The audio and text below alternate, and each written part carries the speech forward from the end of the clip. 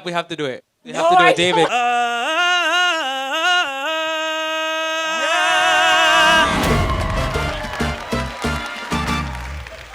Well, guys, thanks so much for coming to the Pero Like Posada.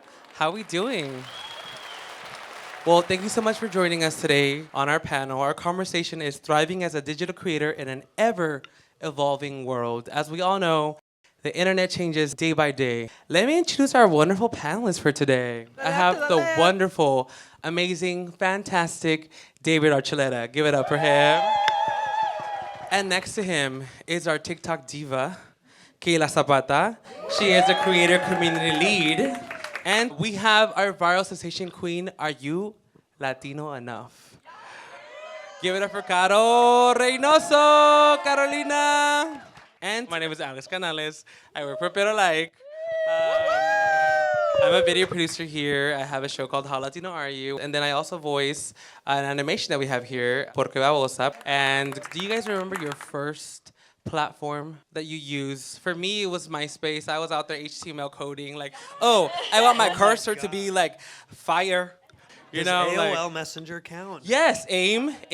Oh, that's right. Yes, AIM. I was all over AIM. I don't want to age myself, but I was a YouTube girly. No, let's talk about social media. We all have different ranges from knowledges. And David, you have been part of social media for a while. And you have kind of seen a couple different platforms. You know, now we're on TikTok. Woo! Get up for TikTok. What have you seen? How has it changed? Well, I remember because I was on American Idol like in 2008, and so Twitter wasn't even a thing yet. Give it up for American Idol. That was our social media, and they'd have us write blog posts, and that would be our way of communicating to people. Yeah. And then suddenly, like, I remembered Kanye, like, explaining to Ellen DeGeneres what Twitter was.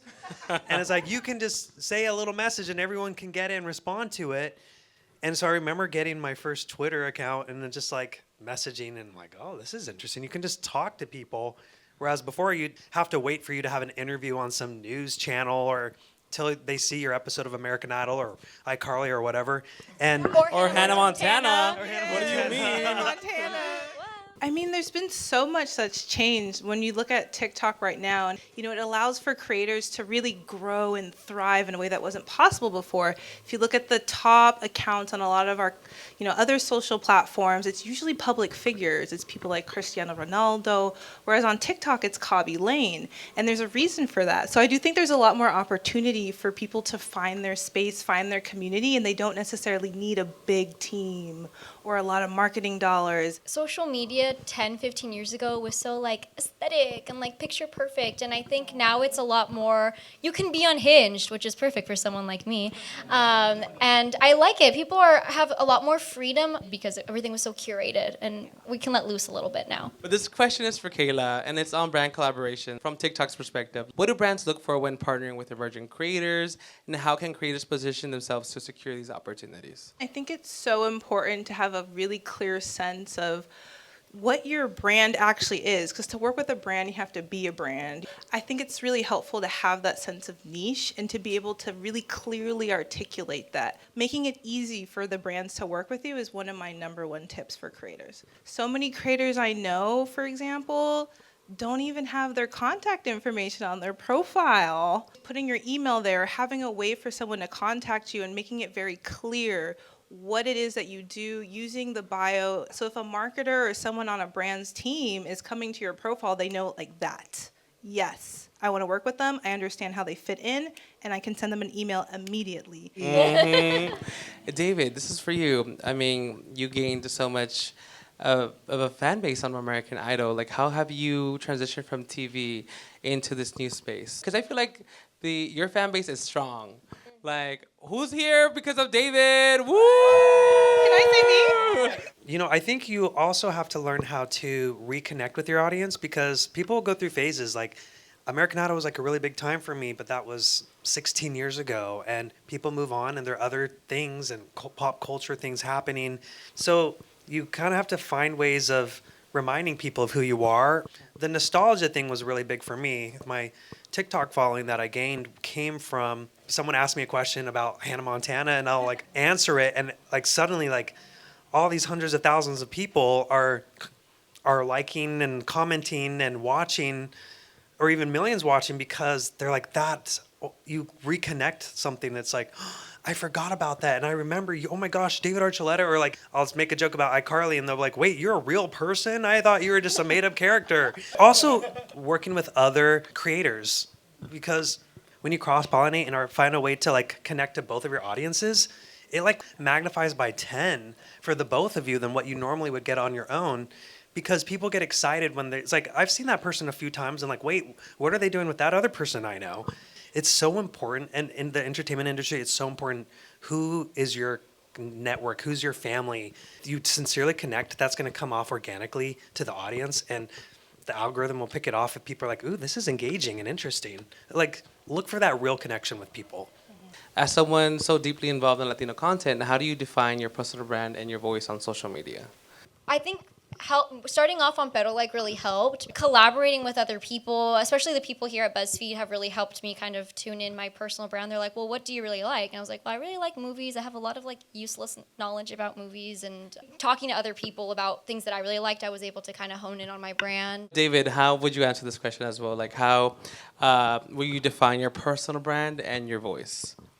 Well, I've tried to figure that out because like I definitely, grew up in the US, but even more so, like my younger years were in Miami, but then I mostly grew up in Utah. It's weird because like I'm not like 100% Caucasian American, but I'm not 100% like Latin either. So I've just started kind of like, well, I just make videos of whatever I grew up with, whether that was what my mom used to listen to with La India or Selena. I feel like just being Spanglish is kind of what I've been okay with doing, because I don't want to try and pretend I'm too much of something I'm not. My audience has really liked just when I'm personable with them. I think the two things to keep in mind is, one, what is your storytelling capability? But then secondarily, what's uniquely you? Like, what is your personality that somebody else couldn't replicate? So I think when I'm talking to like a beauty girly, for example, if she's doing a fantastic eyeliner, there's a lot of people who can do fantastic eyeliner. So what about your storytelling capability is distinct? Are you giving us a sense of who you are, your culture, something that matters to you? Are you giving us some chisme as you're doing your makeup? Like, what is it about your video that makes it uniquely you? Like, what is the vision for yourself? Like, I have creators who come to me and they really want to go be on red carpets for films and videos. I'm like, but you don't make that kind of content. So if you want to be on the red carpets for TV and film, then make TV and film content, because then the people who are trying to advertise for those titles and those franchises will see your content, and they'll see you as somebody who has an expertise, has an opinion in this space. So, your personality, your storytelling, is it uniquely you? And then what is your vision, and how do you kind of build that together in such a way that you can create content that only you can do? You better have written that down. I feel like I'm in an online workshop Yes, class. That's what I do. Are there any strategies that you would suggest people on being consistent, especially when they're either trying to find their voice? Because I feel like sometimes, like, I go from one day making videos about food, and then I go, oh yeah, I do talk show stuff. Oh, I'm on the red carpet. And so I feel like there's so many facets of us. One thing to keep in mind is, how are you being intentional about your schedule? So one, you have to be realistic with yourself. What do you actually have bandwidth to do? So what you can do is either create a series, for example, like if I know I'm going to do cooking every Tuesday, then I can plan to do a cooking day and film a whole month's worth of content. And then that takes off the onus and the burden of time, because you've already scheduled it out. It's already made, it's done. Sunday is the day that you're going to write your scripts. That Monday is the day you film. Tuesday is the day you post. What about you, David? Same question. Like, how do you make sure that you're keeping yourself consistent on this ever-changing world of digital media?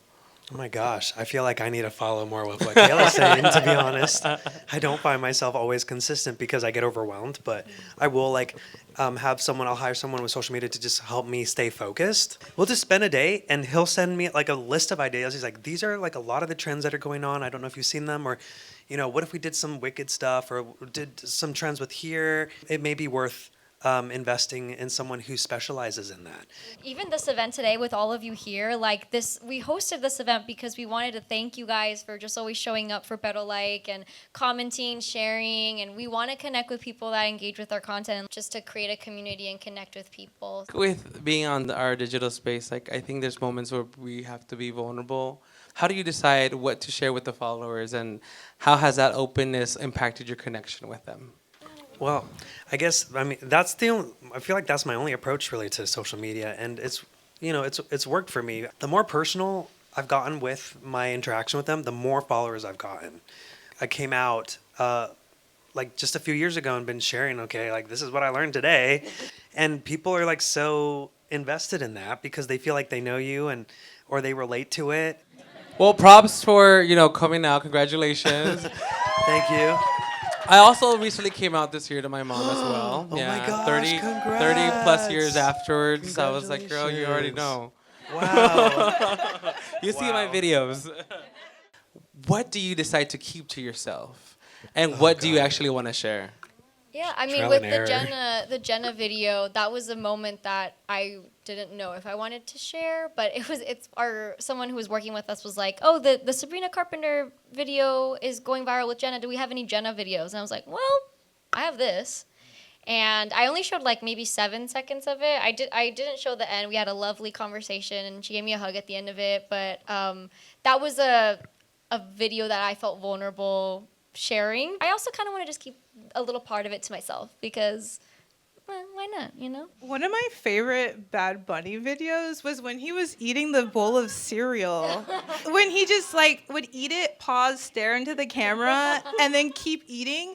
But what that allowed for was for people to also make content with him. Mm-hmm. So there were viral duets of people having conversations with him because it was something you could play with. Like it was basically like a fill in the blank duet with your biggest, hottest artist on the planet. Is there any advice that you have for creators to keep their voice authentic while maintaining the trendiness? Because I feel like we all want to jump on it. It gives numbers when you do the audio is trending. But how does a creator keep their voice to their brand while still being trendy? Obviously, we all know about Wicked. And I'm like obsessed with it. And like I said, I know a lot of like useless knowledge about things. Yes, hello. Hold on, we have to do it. We have to do it, David. Oh my God.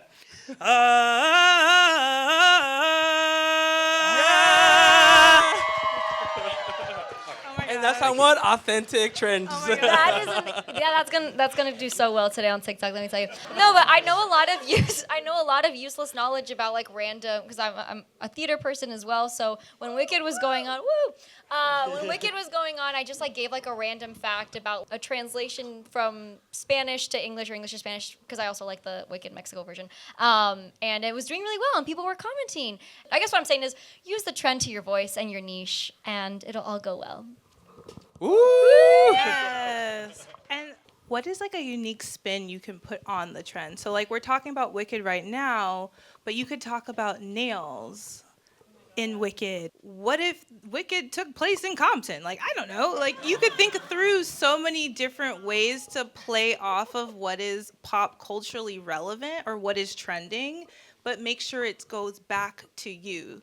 You can also ask your audience. so I was inspired gonna right say now. collaboration. You spoke on collaboration. You can just ask the audience. Like my you can do like a photo mode in TikTok with different ideas and see like which photo do you want and then see what stack ranks in terms of comments. You can go on live and kind of float different ideas with your audience and see what people resonate with.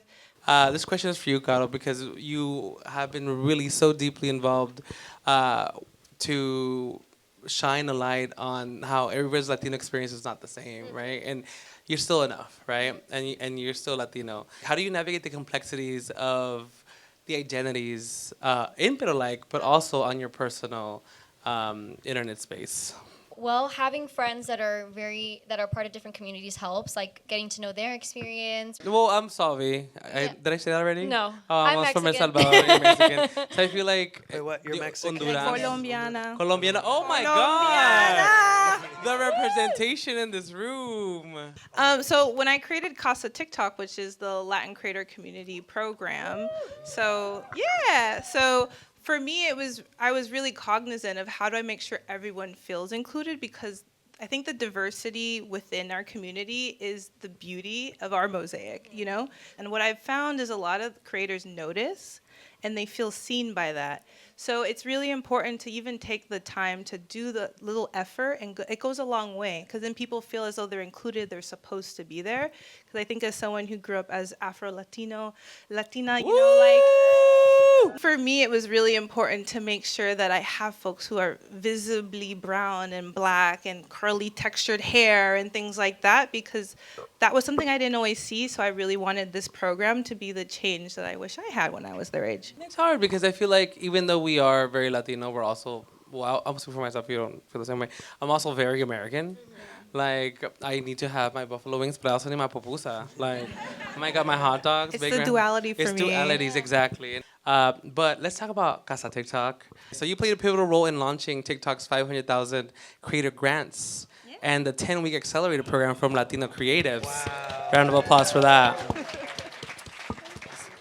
What impact have these initiatives had, and why do you think Latino programs like these are crucial for shaping the future of entertainment among Latina creators? Yeah, so I think because a lot of this information isn't readily available, you know, and I think a lot of, especially Latino creators, were not necessarily managed. They weren't necessarily working with these big agencies and things.